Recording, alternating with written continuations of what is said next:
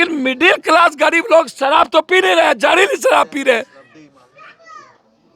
और वो बन रहा है गरीब और दलित के गांव में। पप्पू यादव बनवा रहा है, और हमसे 3 गुना ज्यादा पैसा भी आप वसूल रहे हैं। जो शराब जितना में मिलना चाहिए उससे 3 गुना में मिल रहा है। ये राजस्व किसी और राज्य में, और दूसरे राज्य में या तो गुंडे या थाना के राज्य में जा रहा है। तो पैसा तो आपने गरीब का भी ले लिया, आम आदमी का ले लिया, और बिहार का डेवलपमेंट भी नहीं है। और 8-8 आदमी हमारे परिवार के लोग मर गए। ये बात जाने परसौती का हाल, ये नेता लोग परसौती का हाल जानेंगे। इतना मुख्यमंत्री जी पहुंचते क्यों नहीं ये सब घटनाओं? भैया कौन पहुंचता है? देश का पीएम पहुंचता है। मैं आपको देखता हूँ। अरे बाप मेरे, मैं तो परिवार का आदमी, उसको छोड़ दीजिए। इस कंट्री का फिर वही बात, फालतू का मत करिए वोट वाला। कई सारी चीजें आई रोड व्हीकल्स के तहत, कई तरह के ड्राइवर के लाइसेंस किसको मिलना चाहिए, ड्राइवर के लाइसेंस का वे क्या होगा। सबसे पहले आपको ये तय करना पड़ेगा कि ड्राइवर किसी भी कीमत पर नशा नहीं करे। इसके लिए 2 साल पर ड्राइवर की पूरी जांच होनी चाहिए, और जो ड्राइवर नशा करता हो उसका लाइसेंस रद्द कर देना चाहिए। मैं ईश्वर को थैंक्स दूंगा कि भैया कम से कम 100-200 लोगों को आपने बचा लिया। लेकिन जो 8 लोग गए, 2 बच्चे 6 बच्चियाँ, वो तो समझिए कि पूरा का पूरा गांव और मोहल्ला ही मातम हो गया। वैसे मैं समझता हूं कि बिहार लगभग जो स्थिति और हालात हैं, जब मैं जाता हूं तो शमशान की ओर जा रहा है। एकदम लगता है कि बचेगा नहीं बिहार के जो और कारण है। लेकिन शराब जो सबसे बड़ा कारण, कोरेक्स है, स्मैक्स है, ड्रग्स है। इस घटना को किस प्रकार देखते? अब ये तो मर्डर है, मर्डर। मैं हाथ जोड़ करके पैर पकड़ता हूं नीतीश कुमार जी से कि जिद छोड़ दीजिए। मैं पैर पकड़ता हूं नीतीश जी, इस 8 साल के मासूम बच्चे को आकर के देखिए, उस परिवार को आप अपना जिद छोड़ दीजिए। और जिद करना है तो जहरीली शराब को नष्टो नाबूद कर दीजिए और उस बनाने वाले को ख़त्म कर दीजिए। लेकिन ये जो शराब आप बंद किया है, इससे रेवेन्यू भी बाहर जाती है। नेता माफिया पदाधिकारी के घर में सारे पैसे जाते हैं, और इसके कंप्लीट सिंडिकेट चलाने वाले थाना डीएसपी इंस्पेक्टर होता है। पप्पू यादव शराब खोलने की मांग कर रहे हैं? मैं शराब खोलने की मांग नहीं कर रहा हूं, मैं शराब के तरीके की मांग कर रहा हूं कि पूरी इंडिया में शराब चल रही है। महात्मा गांधी सिर्फ बिहार में नहीं ना है, महात्मा गांधी पूरे भारत में ना है, कि सिर्फ बिहार में महात्मा गांधी पैदा हो गए। और हमसे 3 गुना ज्यादा पैसा भी आप वसूल रहे हैं। जो शराब जितना में मिलना चाहिए उससे 3 गुना में मिल रहा है। ये राजस्व किसी और राज्य में, और दूसरे राज्य में या तो गुंडे या थाना के राज्य में जा रहा है। तो पैसा तो आपने गरीब का भी ले लिया, आम आदमी का ले लिया, और बिहार का डेवलपमेंट भी नहीं है। और 8-8 आदमी हमारे परिवार के लोग मर गए। ये बात जाने परसौती का हाल, ये नेता लोग परसौती का हाल जानेंगे। इतना मुख्यमंत्री जी पहुंचते क्यों नहीं ये सब घटनाओं? भैया कौन पहुंचता है? देश का पीएम पहुंचता है। मैं आपको देखता हूँ। अरे बाप मेरे, मैं तो परिवार का आदमी, उसको छोड़ दीजिए। इस कंट्री का फिर वही बात, फालतू का मत करिए वोट वाला। मुख्यमंत्री जी क्यों नहीं? अभी लाश है तो सर वो छोड़ दीजिए उस पर। मैं कह रहा हूँ कि मैं पैर पकड़ता हूँ मुख्यमंत्री जी का कि प्लीज तरीके बदल दीजिए। हाथ जोड़ते हैं सर, आपका सोच सही है, मैं आपको स्वीकार करता हूं। लेकिन देश जाति जनगणना की बात आती है तो देश का जनगणना ना आर्थिक करिएगा। बिहार का आप करके देश जनगणना की बात करिए। लेकिन जो शराब की बात आप कर रहे हैं, तो गुजरात भी ड्राई स्टेट था, 7 स्टेट ड्राई स्टेट था, सब जगह शराब बिक रही है और ओपन कर दिया गया।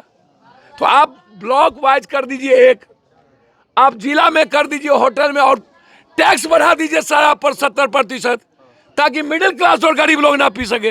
लेकिन मिडिल क्लास गरीब लोग शराब तो पी नहीं रहे, जहरीली शराब पी रहे, और वो बन रहा है गरीब और दलित के गांव में। पप्पू यादव बनवा रहा है, इन्हें बना, और वहां से बना करके हम माफिया बन रहे हैं। तो पागल वहां ना होइएगा आप। जिद कहां होना चाहिए? जहां इंसान को बचाया जाए। जिद आप हो रहे हैं वहां जहां सिर्फ पॉपुलरिटी और वोट की आप। यातायात प्रशासन भी सर, यातायात प्रशासन की जांच हो, ट्रांसपोर्टर की, और ये टोल टैक्स वाले पर जहां पर पदाधिकारी हैं, तो अरबों खरबों की संपत्ति निकलती है, अरबों खरबों। सबकी ईडी की जांच हो जाए। लेकिन मेरा रिक्वेस्ट है नीतीश जी, दुनिया का सबसे ज्यादा ड्रग्स और कोरैक्स और गांजा नेपाल से बिहार आ रहा है और 80% बच्चों के हाथ में कोरैक्स जा चुका है। क्या मांग करते हैं सर हमें चैलेंज में लेना चाहिए। शराब को आप बंद रखिए ताकि कॉमन आदमी के हाथ में नहीं जाए, तो टैक्स कर दीजिए ना दिल्ली के तरह 70%, 70%, तो टैक्स बढ़ा दीजिए। तो बड़ा या तो माफिया पिएगा, या तो दलाल पिएगा, या तो पदाधिकारी, या तो नेता पिएगा, गरीब लोग नहीं पी पाएंगे। लेकिन हिम्मत यदि हम सबके बीच है तो जहरीली शराब को पूरा जहर उड़ा देना चाहिए। लगातार जहरीली शराब से लोग मर रहे हैं। अब 3 लाख 2 लाख रुपए का क्या, हम यहां आए हैं जिसके घर में बेटी है, जैसे 2 जवान बेटी है, बेटा मर गया, उस दोनों की शादी में हमारे तरफ से जिस घर में है 50-50 हजार रुपया शादी में पर्सनली परिवार के तरह हमारे तरफ से शादी में उसको हम देंगे। चाहे सरकारी गाड़ी हो, चाहे किसी भी तरह की गाड़ी हो, उसकी जांच होनी चाहिए। तो जैसे जो 2 सालों पर 6 सालों पर टीचर्स का एग्जाम होना जरूरी है। आप जो कह रहे हैं कि टीचर्स जो नहीं पढ़ाएगा 70% बच्चा नहीं आएगा, कहाँ से आएगा? आप कह रहे मार्क्स लाओ, लाओ पाओ, मार्क्स लाओ पाओ, मार्क्स लाओ पाओ। आप एग्जाम लेंगे नहीं किसी का, मार्क्स तो कोई पैसा से खरीद के लाएगा और आप हमको नौकरी दे दीजिएगा 4 लाख टका में, 6 लाख टका में। एग्जाम होगा नहीं, आप हमको कह रहे हैं सस्पेंड करिए। तो एग्जाम लीजिए ना, पहले हमारे बच्चों का एग्जाम लीजिए। एग्जाम के बाद जब पास करता है तो आप उसको और रिटर्न या जो चीज करना उसको करिए। आप तो कह रहे हैं कि नहीं, जिसका जितना मार्क्स उसको नौकरी लाओ। पहले तो आपने कहा कि पास कर दो, 8 के बाद पास कर दो, 10 कर दो, क्लियर कर दो। सर यदि नीतीश जी आप अपने कानून को अमली जामा पहनाना चाहते हैं तो सबसे पहले इन्वायरमेंट बनाना पड़ेगा समाज में, जो नहीं बन पा रही है और जो स्थिति विदारक हो चुकी है, और लोगों के जेब के पैसे माफिया और बाहर जा रहे हैं। शराब को टैक्स बढ़ाइए, और कंट्री में यदि शराब चल रहा है तो आप यहां एक नए तरीके से उसको लाइए। मैं फिर हाथ जोड़ता हूं, हम हाथ जोड़ करके नीतीश जी से आग्रह करेंगे। हम सलाह नहीं दे सकते, मेरी औकात नहीं है, लेकिन जो घटना मीडिया ट्रायल हो जाती है वो तो दिखता है, और जो नई मीडिया ट्रायल होती है वो नहीं दिखता है। सर सरकार पप्पू यादव की बातों को सुनोगे? सर मेरी बात सुने न सुने, यदि इस तरह का रहा तो एक दिन ऐसा विद्रोह होगा जैसे गुजरात और हिमाचल में विद्रोह एंटी भाजपा हुआ है ना।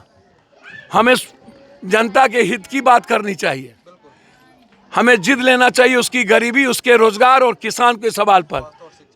हमें जिद लेना चाहिए स्वास्थ्य और शिक्षा के सवाल पर। ये बिल्कुल पॉलिटिकल। महात्मा गांधी तब थे, आज महात्मा गांधी होते ना तो लोग पहले पूछता कि कौन, कहते हम गांधी, तो कहता माल है जेब में, लाए हैं कुछ।